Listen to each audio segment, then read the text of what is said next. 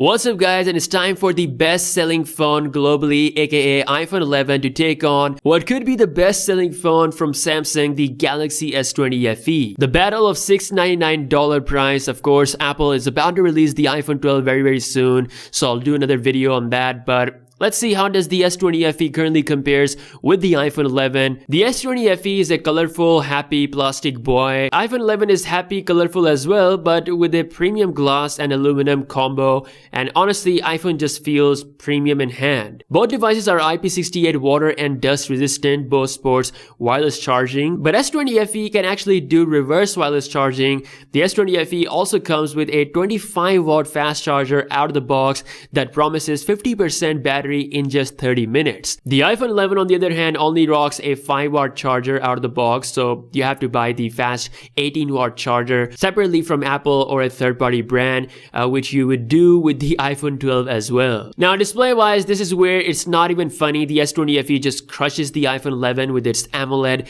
120Hz 1080p display. The display does support HDR10, so it's really crisp, whereas the iPhone 11 has a 6.1-inch LCD liquid retina display with 60Hz refresh rate. If you look at the sales of the iPhone 11, it does show that majority of people don't really care about LCD or OLED, but the facts don't lie. The S20 Fe, not only does it have OLED, it has 120Hz, which is the current 2020 smartphone standard. Now the S20 Fe is not the best of Samsung when it comes to the design. Still, it has slimmer bezels than the iPhone 11 if you look closely, and of course the punch hole looks much more cleaner than the notch. The Galaxy S20 Fe allows you to wirelessly connect it to any smart TV via Samsung DeX. It basically transformed this phone into a mini laptop. One UI 2.5 definitely brings a lot of features. The iPhone 11 on the other hand comes with iOS 14, which has excellent privacy and top of the line app optimization. They recently added the support for widgets, and honestly iOS 14 just looks really good. It also works seamlessly with Apple Mac devices. The S20 Fe on the other hand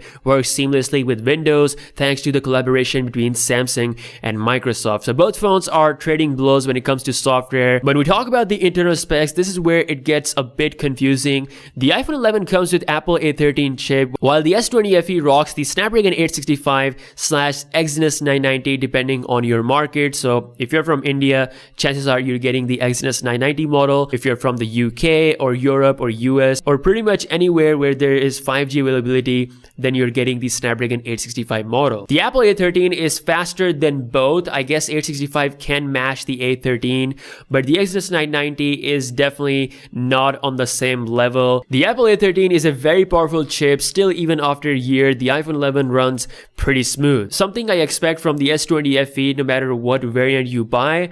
It's just that certain things like thermals as well as long-term gaming, which is better on the Snapdragon 865 Galaxy S20 Fe. As always, I'll be doing a speed test in the future, so stay tuned for that. Now, the Galaxy S20 Fe has the same camera setup as the S20. The iPhone 11 has the same camera setup as the iPhone 11 Pro series, but Samsung gives you the extra zoom on the S20 Fe 8-megapixel telephoto that gives you 3x lossless zoom and then up to 30x digital zoom. This gives you more versatility when it comes to your overall camera experience. Both phones can shoot 4K 60 FPS video from both front and back cameras. The iPhone can further take that to the next level with 1080p 120Hz videos. The iPhone 11 series is famous for its amazing video capabilities. The camera has proved to be a worthy competitor to the latest devices despite being a year old. It does have an edge over the Galaxy phones when you look at the skin tones, and also it produces brighter video in the low light situation, but Samsung has great performance with the zoom and detail, especially with the ultra wide angle lens. The night mode